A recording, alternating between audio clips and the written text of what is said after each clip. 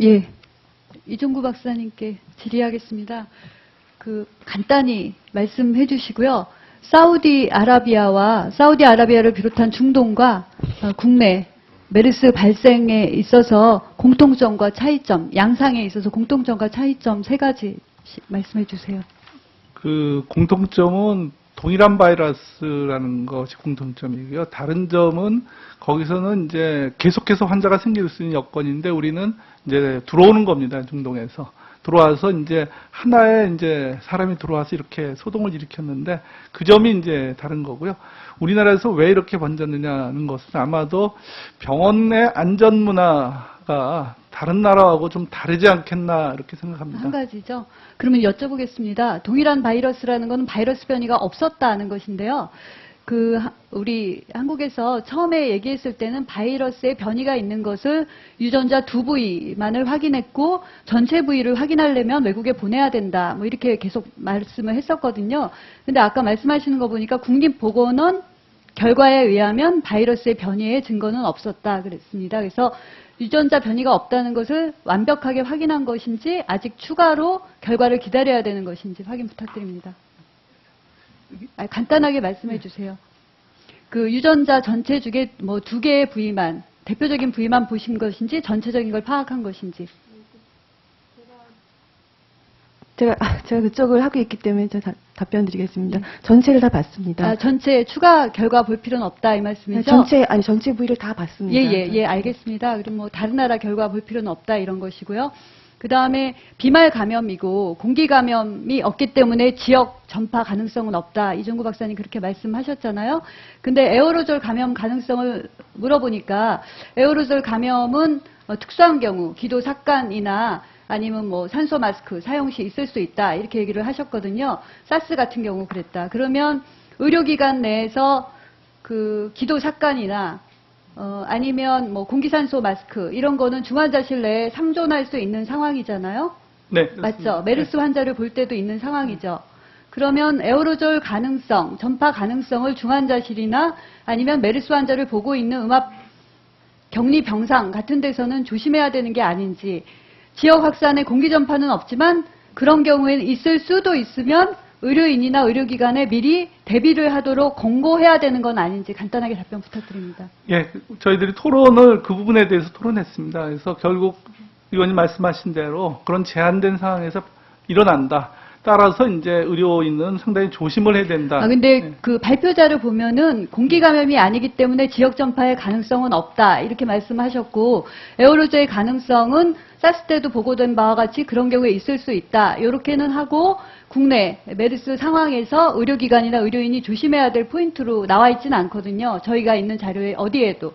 그래서 걱정을 하라는 게 아니라 대비는 할 수 있도록 권고를 해야 되지 않나라는 부분을 보건당국에라도 건의를 하셨냐는 걸 말씀드리는 겁니다. 이 자료에는 나와 있지 않습니다. 이거는 정부에 대놓고 국민을 대상으로 이제 발표를 했기 때문에요. 네, 의료인 가이드라인은 저희가 세세적으로 이렇게 얘기는 하지 않습니다. 알겠습니다. 기초 재생산 지수라고 해서 사우디에서는 한 명이 0.6 내지 0.8명 감염시켰는데 우리는 뭐 한 사람이 슈퍼 전파자라고 해서 굉장히 많은 수를 감염을 시켰잖아요. 그래서 기초 재생산 지수를 어떤 사람에서 굉장히 많이 환자를 발생시켰고 그래서 일률적으로 그 숫자를 내기는 어려웠을 텐데요. 기초 재생산 지수를 6월 7일 날부터 평가를 시작하셨죠. 6월 9일부터. 네. 그러면 자료를 언제 것까지 보셨는지 모르겠는데 기초 재생산 지수 한번 내보셨습니까? 그거는 우리 정혜관 박사. 예, 수치만 좀 말씀해 주세요. 제가 직접 구한 건 아니지만 최근에 저희가 네. 이제 굉장히 한 사람이 여러 명을 감염시키긴 했지만 기초 재생산 지수는 전체 평균을 해서 내게 됩니다. 얼마냐고요?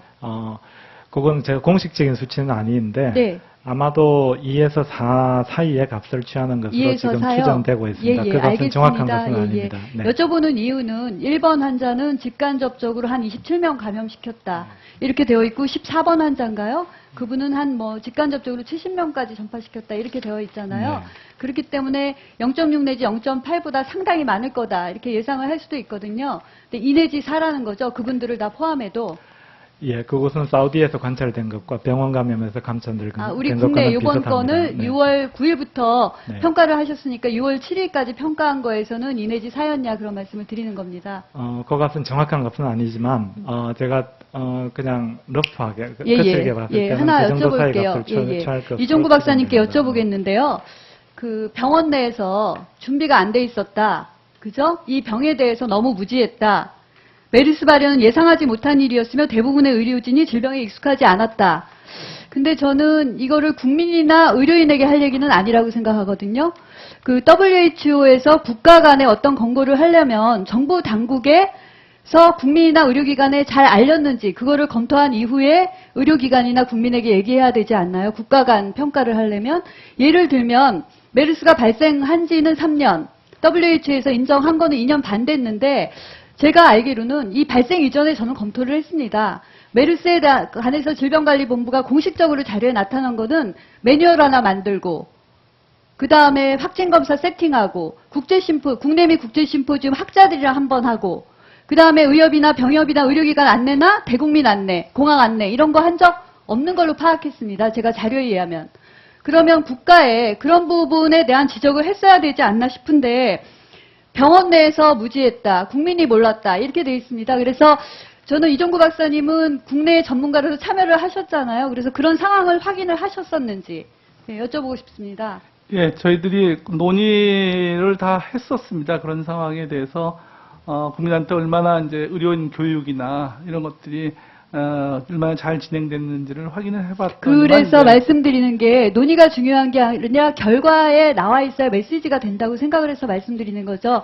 일반 의료기관이나 국민이 WHO가 어떻게 권고했다는 걸 굉장히 전문적인 얘기를 일반적인 상황에서는 별로 알 필요가 없습니다. 세계보건기구는 국가 간의 질병 확산을 막고 서로 공유해서 인류가 감염병으로부터 예방하기 위해 국가 간 조율을 위하면 국가 간에 제대로 했는지, 국가 내에서 제대로 했는지, 국가 간의 권고를 하는 게 우선인데 결과에 나와 있지 않으니까. 포괄적으로 써 있습니다. 그러니까는 초기에는 부족했다 그렇지만은 시간이 지남에 따라서 환자 수가 줄어들어서 전반적인 그 방역 효과는 보고 있다 이렇게 했기 때문에 예. 제가 말씀드린 건 대비입니다. 대비.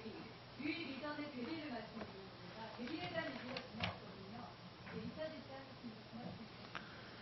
이사지 문정림 위원님 수고하셨습니다. 다음은 존경하는 김춘진 위원님 질의해 주시기 바랍니다.